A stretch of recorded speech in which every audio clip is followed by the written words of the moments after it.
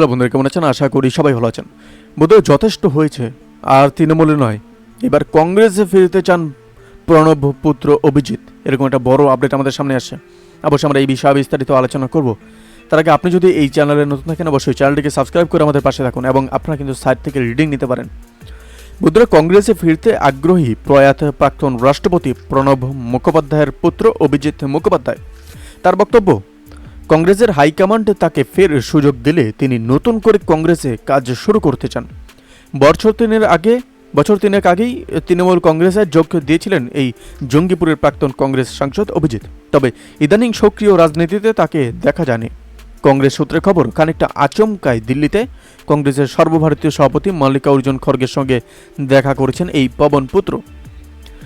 পরে অবশ্য অভিজিৎ বলছেন যে কংগ্রেসের সঙ্গে তৃণমূলেই কাজেই পদ্ধতির কোনো মিল নেই, যথেষ্ট হয়েছে।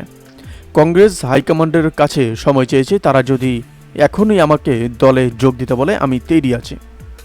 কংগ্রেস আমাকে গ্রহণ করলে আবার তাদের হয়ে কাজ করতে যাই।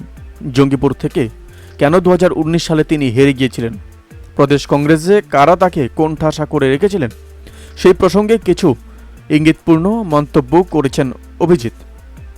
কংগ্রেসের একটি সূত্রের ব্যাখ্যা, প্রদেশ কংগ্রেস সভাপতি অধীর চৌধুরী এবার ভোটে হেরে যাওয়ার পরে রাজ্যের নেতৃত্ব বদল নিয়ে জল্পনা শুরু হতেই ফের সক্রিয় হয়েছেন প্রণব পুত্র। বন্ধুরা, এই আপডেট প্রসঙ্গে আপনাদের কি মতামত অবশ্যই আমাদের কমেন্ট করে জানাতে বলবেন না। ভালো থাকবেন, সুস্থ থাকবেন, ধন্যবাদ। দেখা হচ্ছে নতুন একটি ভিডিওতে।